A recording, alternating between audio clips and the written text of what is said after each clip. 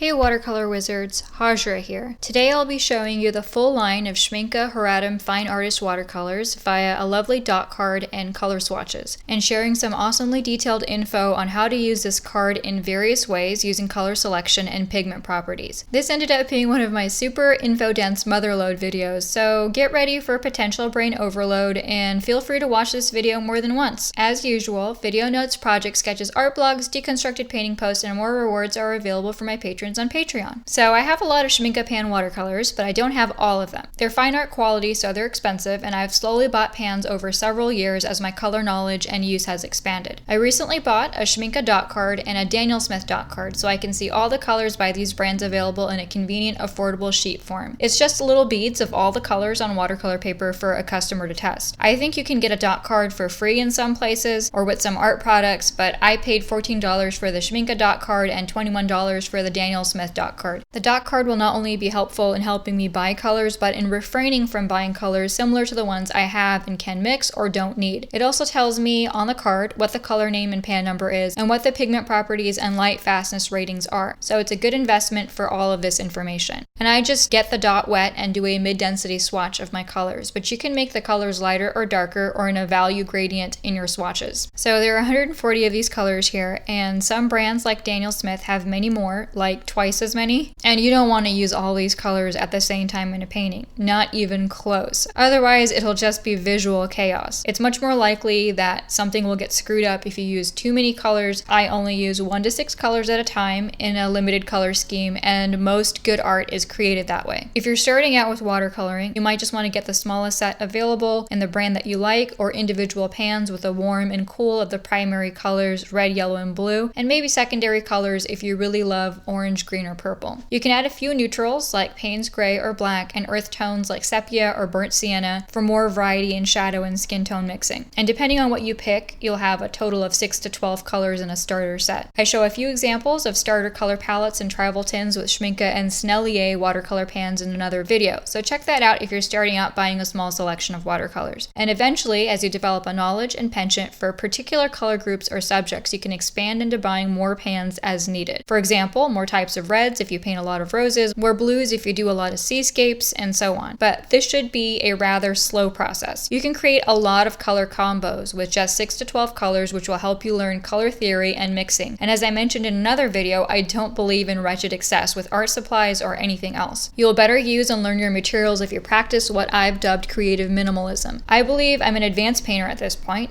and it's taken me several years to have as many paints as I do. And there are still far fewer than a lot of people have out there, many of them just beginner or intermediate painters and artists, which I think is wasteful, but also probably confusing for them when they try to use their art supplies. I'm also a self-taught artist. Nothing wrong with being self-taught. As brilliant Malcolm X once said in regard to his lack of a university education, you can make books your alma mater. So books and curiosity, memory and practice are all you need to excel in any subject. Contrary to what people often think, I have never had any art lessons or formal art education. The only art class I've taken doesn't count really. It was the intro to drawing class just about all of us get to take in American high schools, which I took as a freshman. I also did 1 class each of home ec, drama, ceramics, and printmaking, and none of those classes, including the intro to drawing class, was more than just a 101 intro filler class. And so it didn't even begin to touch on painting or color theory, which I love now, but didn't experience till years later after I was done with college and grad school. I studied totally non-art subjects formally at universities and never had the chance to take any art classes, even with spare college or grad school credits, because their long hours always conflicted with my math and science and history classes. It really bummed me out at the time, but after I was done with formal education when I was 23, this lack of art schooling pushed me to craft a refined version of what I had been doing with drawing and art since I was a kid in grade school, redrawing pictures from comic books. I began to educate myself through independent reading and practice. In fact, I used the rigorous study, research, note-taking, and disciplinary skills I had learned from studying physics and history and applied them to learning painting just as intensely. And so I did art independently on my own time for several years. I read a long time ago that 20 quality books read and digested on a subject turns you into a scholar of that subject. And this has always excited me. I could become a scholar of any subject as long as I put in the time to read and learn. So I did that with painting and color theory and Golden Age illustrators. In fact, I taught myself enough that I was able to teach art history at the university level along with calculus and history during my 4 years as a lecturer. Now, I haven't taught art at a university for years since I relocated and have had family obligations and health concerns, but YouTube has been a unique venue to teach and share. I wasted a lot of time and energy being unhappy at not having studied art and illustration in college and grad school, but I've tried to overcome lost time and health obstacles by remaining passionate about art and painting and being my own teacher. If you look up famous artists you like, you'll find that some of them will be formally educated and some will be self-educated, so either path can work. Rejoice in that. Some of you have had the chance to take art classes you really enjoyed and get a formal education, while some, like me, are self-educated when it comes to art and painting. I don't honestly believe one is better than the other. You can remain motivated and curious and thrilled to learn whether you are at school or if you do it yourself. Being in a class isn't a guarantee for learning success. I've known fellow classmates and students in math and history that weren't interested in being there, and unsurprisingly, they didn't get good grades or learn much. Some people need that structure of school and paid classes to get work done, while some people find formal classes stifling or stressful, or just can't afford them, or don't have the kind of classes they want nearby. And others, like me, enjoy classes just fine if I get the opportunity, but barring that, all I really need is a cozy corner and a pile of books. So use what works for you and be flexible around what you have available. Okay, so I'm wrapping up the color swatches, and you'll see that while some of the neat full-strength pigment dots were too dark and dense to interpret hue identity, we can certainly now see the hue identities in the adjacent thinner swatches. It's easy for me to see which colors are brighter or duller, warmer or cooler, lighter or darker. This is why I make color wheels of all the paints I buy, divided by brand, so I always have that as a color selection tool. And some of you will wonder, is there enough paint left on the dots to make a painting or paintings? Well, not if you paint very large, but the dots on this card should let you test out the colors and combos on smaller pieces that are artist trading card size or postcard size pretty readily. So that's nice. In fact, you may not know this, but I worked on my little gnome lady with several Schmincke color sample dots. It was really fun to stretch that and use some of them for an actual painting. And you'll see that underneath all these color dots and swatches, there's a Schmincke color name and pan or tube number for each color, along with pigment properties via symbols. The symbols have a key on the bottom of the card, and I can use it to find out, for example, that this luscious blue here that I've used in my gnome piece, number 509, is called Cobalt Turquoise. And the capital G here means granulating, which means it'll dry texturized when used transparently, not in a smooth, flat marker-like finish. If I want a smooth finish and a transparent wash of color, I have to use a color that is non-granulating and doesn't have this capital G in its little passport info on the card here. You can also find this information on Schmincke's website and on the color tubes or pans when you buy them if you don't have a dot card. Cobalt Turquoise has a 5-star, extremely light fast rating, which means it's not a fugitive or fading color at all. The light fast ratings go from 1 to 5 stars to tell you whether a color is less or more or extremely light fast. If you look at the half-filled square and triangle symbols translated from the key, this also tells me that this color is semi-opaque and semi-staining. Different colors will exhibit different properties. You can see here at a glance if a color is transparent, semi-transparent, semi-opaque or opaque, as well as non-staining, semi-staining, or staining. So now if I want to do a painting that lasts, I'll choose to buy only light fast colors with more stars, or if I want to use a color that lifts well for corrections and effects, I will use a non-staining color. So you can come to this chart with a query about color properties, and it will help you answer that before you begin painting. I avoid most colors that have poor light fastness myself because I want my work to last, but sometimes I might choose 1 or 2 fugitive colors for their unique hue. For example, Opera Rose is a fugitive color. It's a color said to be unique and not achievable by mixing. When I saw the color sample on the color card, I had to agree that it's a really, truly brilliant pink, and so I got it. But I'll use it sparingly. For the earliest pans I bought, I tended to get the most brilliant light fast colors I could find because color intensity can be lowered but not raised. So I got high intensity light fast colors and then just mixed lower intensity neutrals from them as needed. So an example of a light fast brilliant color triad is Aureolin Yellow, Ultramarine Blue, and Scarlet Red. And that's just one example. And when it comes to purchasing more colors, I can easily spot beautiful ones that really sing to me on this card, and it'll make my choices very accurate since I have the actual color swatch right here. For example, I recently added 6 colors to my Schmincke pan assortment, and one of them was Potter's Pink. And it's because I can see on this card what a unique, lovely, dusty mauve color it is, with awesome granulation for an earthy personality and very good light fastness. It immediately made me think of shadows in a botanical piece or a subdued subdued romantic mood for a fantasy illustration. Seeing the gorgeous array of earth colors available by Schmincke has led me to purchase several earth tones over the years and use them to extend the value range in a limited palette or as a substitute red or yellow in triads with an old master's feel. And one example of a triad from just earth tones and neutrals that you can put together is yellow ochre, English Venetian red, and Payne's gray bluish. I can also see which color groups I don't adore and avoid them based on the hue and temperature of swatches on the dot card. For example, I like cooler reds and violets, but I'm not too fond of oranges and warm reds at all. And I can see that there are so many available here on the dot card, but based on my personal preferences for colors, I can be very selective and choose just a few of the most vibrant oranges or red oranges to buy for myself and skip having the rest. Now, if all I did is paint pumpkins and tangerines and southwestern art, then maybe I'd get more of the oranges and red oranges over time, but again, this is all based on personal preference. And I can avoid buying similar colors to the ones I have by comparing colors I have and don't have right on the card. For example, I just bought Viridian, so I won't be buying a chromium oxide green because it's a very similar green and I actually like the Viridian better. I can also try and mix a color close to one I don't have by mixing it based on its temperature and location on this chart. And this way I don't have to buy every color, especially if I'm happy with the mix I make. For example, I have quinacridone violet and purple magenta, but not quinacridone magenta. The colors on the chart are arranged by temperature and hue, and quin magenta falls in between the other two colors in temperature, so it's located between the other two on the chart. So I know I can add some purple magenta to my quin violet to emulate a quin magenta hue. Other times I can make choices based on pigment properties rather than hue and temperature. For example, I like the color ultramarine blue, but I don't always like that it granulates, so I didn't buy the French ultramarine. Instead, I got the ultramarine finest, as it happens to be an available, non-granulating version of that blue I want. And I can apply this selectivity for other colors in any number of ways, sifting through colors for staining or opacity or transparency or granulation. Like if I want to paint a painting that has a gouache appearance, then I'm going to choose only opaque watercolor pigments for it. One triad combo I put together using opaque pigments is vanadium yellow, vermilion, and Delft blue, with a white watercolor added for tints rather than using water. So I have that option, and knowing that will save me the expense of buying gouache tubes that are a hassle to me, but still let me use Schmincke paint to create a gouache piece if I'm so inclined. Lastly, if you are a patron and have read my detailed blog post on how people misuse metallic paints and how to use them best, you'll know why I didn't swatch out my silver and gold dots. Well, wizards, I'll post my Schmincke Dot card swatches on my Instagram account for your further perusal of these colors, and I hope this video has helped expand your understanding of how to use a watercolor dot card like the one by Schmincke and how to interpret various pigment properties. Thanks for parking your brushes here. Please like, subscribe, and check out my website links and Patreon page to support my art and art channel below. Until next time, wishing you all magical and colorful watercolor adventures.